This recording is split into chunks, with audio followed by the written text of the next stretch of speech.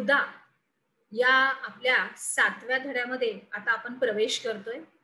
चला तर आता थोडंसं आठवूया की मृदेत असणारे विविध घटक कोणते. सगळ्यात पहिल्यांदा मला सांगा की मृदा म्हणजे काय. तर मृदा म्हणजे काय तर माती. मग या मातीमध्ये विविध घटक कोणते असतात ते आपल्याला बघायचे. आणि भौगोलिक दृष्ट्या आपण बघितलं तर मातीला नेहमी मृदा म्हणतात, बरोबर. म्हणजे जसं की बर्फाला हिम म्हणतात. बर्फाची वृष्टी कधी म्हणत नाही तर काय म्हणतात, हिमवृष्टी हे बोलतात, पण बर्फाची वृष्टी हे बोलत नाही. तसंच माती हा शब्द वापरत नाही तर मृदा हा शब्द आपल्या भूगोलामध्ये हा वापरला जातो. तसाच पुढचा आपला प्रश्न आहे की मृदा निर्मितीसाठी अजैविक घटक हे कोठून येतात. पुढचा प्रश्न असा आहे की मृदेमधील विविधता ही कशामुळे निर्माण होते. वरील प्रश्नांच्या आधारे मृदेबद्दलची काही माहिती आणि तिची वैशिष्ट्य आपल्या लक्षात आलीच असते.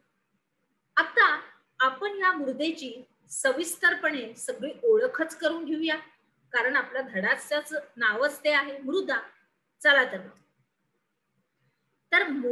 आपली जी मृदा असते तिची जी निर्मिती होते त्याच्यामध्ये काय काय असतं बघा समाविष्ट.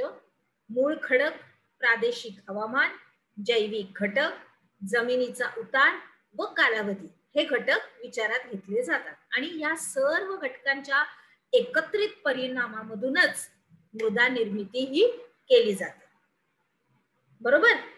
पुढे जाऊया. आता मृदा निर्मितीसाठी आवश्यक असलेले घटक कोणते. तर सगळ्यात पहिल्यांदा आपला मुद्दा आहे की मूळ खडक. बघा खडक फुटतो, बरोबर आहे. खडक फुटतो आणि मग तो फुटून बारीक बारीक बारीक बारीक बारीक होऊनच त्याची माती बनते, बरोबर. म्हणजे दगड सुद्धा फुटतो आणि मग ते बारीक बारीक बारीक होऊन त्याची माती बनते, बरोबर. म्हणून मग हा काय आहे आवश्यक घटक म्हणजे मूळ खडक, जो आता आपण त्याची माहितीच घेणार आहोत की तो फुटूनच नंतर माती बनणार. प्रदेशातील मूळ घटक हा मृदा निर्मितीचा महत्वाचा घटक असतो. प्रदेशाच्या हवामानानुसार आणि खडकाच्या कठीण्यानुसार हे मूळ खडकाचं विदारण होतं आणि त्यामुळं त्या मूळ खडकाचा सगळा काय होतो भुगा होतो. काय होतो भुगा. आणि त्याची मृदा तयार होते. कशाची तयार होते, त्या खडकाचा भुगा होऊन मृदा तयार होते, बरोबर आहे. आलं लक्षात. बघा व्यवस्थित अगदी नीट लक्षात घ्या की जो खडक अगदी मी तुम्हाला विस्तृतरित्या सांगितलेला आहे. कुठलाही दगड घेतला, एक छोटा जरी दगड घेतला, ठेवला उन्हात, त्याला छोटासा दगड घेतला, थोड्या दिवसांनी तो फुटतो, मग त्याचं अजून फुटणार फुटणार फुटणार आणि त्याचा शेवटी भुगा होतो आणि तीच म्हणजे माती म्हणजेच मृदा.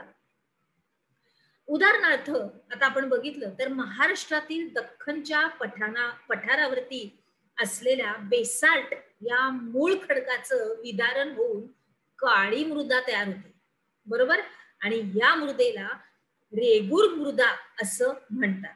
बघा आपण आपल्या भूगोलामध्ये माती हा शब्द वापरायचा नाहीये उत्तर लिहिताना सुद्धा प्रश्नाची, बरोबर. तर तिथं सुद्धा आपण हाच मूळ शब्द वापरायचा आहे मृदा. पुढे जाऊया. दक्षिण भारतातील ग्रेनाइट व नीस या मूळ खडकांपासून तांबडी मृदा तयार होते. कोणती तांबडी. आलं लक्षात इथपर्यंत. पुढे जायचंय. चला प्रादेशिक हवामान. आता या मृदा निर्मितीसाठीचा आवश्यक असणारा हा एक महत्वाचा घटक आहे. जसा मूळ खडक असणार तसं हवामान पण लागणार. तर ते बघूया आता. तर मूळ खडकाचं विदारण म्हणजेच अपक्षय होणं हा मृदा निर्मितीतला पहिला टप्पा आहे. कोणता पहिला टप्पा. मग त्याच्यानंतर विदारण प्रक्रिया ही प्रदेशाच्या हवामानावर ठरते. हवामान कसं आहे तर प्रदेशाचं हवामान ही विदारण प्रक्रियेची तीव्रता ठरवते. एकाच मूळ खडकापासून वेगवेगळ्या प्रकारची मृदा ही हवामानातील फरकामुळे आपल्याला पाहायला मिळते. आलं लक्षात व्यवस्थित अगदी. बघा आता आपण उदाहरण घेतलं की तुमच्या अजून लक्षात येईल.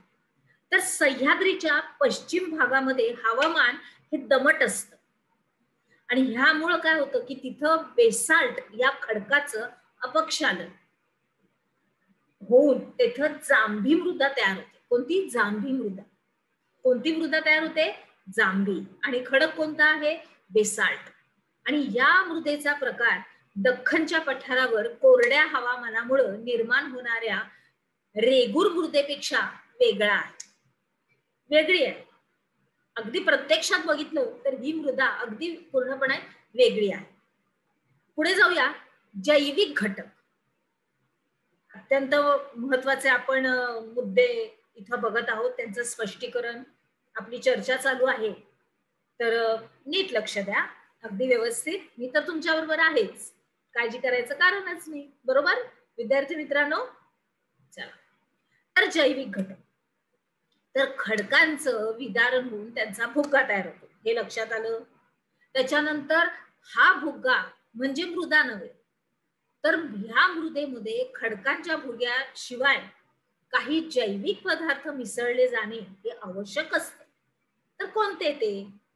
तर हे जैविक पदार्थ प्रदेशातील वनस्पती, प्राणी याच्या विघटनातून हे मृदेमध्ये काय होतात? मिसळले जातात. तर ह्याच्यामध्ये काय आहे समाविष्ट केलेलं? कोणते आहेत हे घटक? बघूया. वनस्पतींची मुळं, पालापाचोळा, प्राण्यांचे मृतावशेष इत्यादी घटक हे काय होतात बघा. आपण पहिल्यांदा आपले हे बघूया, घटक बघूया परत एकदा. वनस्पतीची मुळं, पालापाचोळा, प्राण्यांचे मृतावशेष. आता हे सगळे घटक काय होतं? पाण्यामुळं कुजतात. काय होतात? कुजतात. आणि तसंच त्यांचं विविध जीवांमार्फत विघटन होतं. बरोबर. आता उदाहरण बघितलं तर गांडूळ, सहस्त्रपात म्हणजे पैसा किडा, असं गोल गोल गोल गोल असतो. त्याला हात लावला की तो गोल गोल गोल गोल वाटोळा होतो असा. गांडूळ तुम्हाला सगळ्यांना माहिती आहे. त्याच्यानंतर वाळवी, गोम, मुंग्या, ह्या सगळ्या आहेत.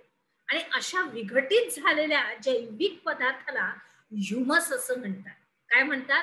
ह्युमस म्हणतात. कारण हे जिवंत होते आणि ते नंतर मेले की त्यांचं त्या ह्याच्यामध्ये, त्या मृदेमध्ये त्यांचं एकजीव होतात ते.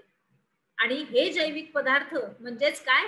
ह्युमस. आणि मृदेमध्ये ह्युमसचे प्रमाण अधिक असेल तर मृदा सुपीक असते. काय असते? मृदा सुपीक असते. आतापर्यंत इथपर्यंत लक्षात आलं? अगदी व्यवस्थित. चला, आपण काय शिकलो ह्या आपल्या विभागामध्ये? आता आपण माहिती लिहा या अंतर्गत मृदा संधारणाचे उपाय, त्याच्यानंतर सेंद्रिय पदार्थ, त्याच्यानंतर विशिष्ट पिके घेण्यासाठी शेतातील मृदा सक्षम आहे का याची माहिती मिळण्याचे ठिकाण. आता आपण अजून मृदेबद्दल शिकणार आहोत. चला तर पुढे जाऊया.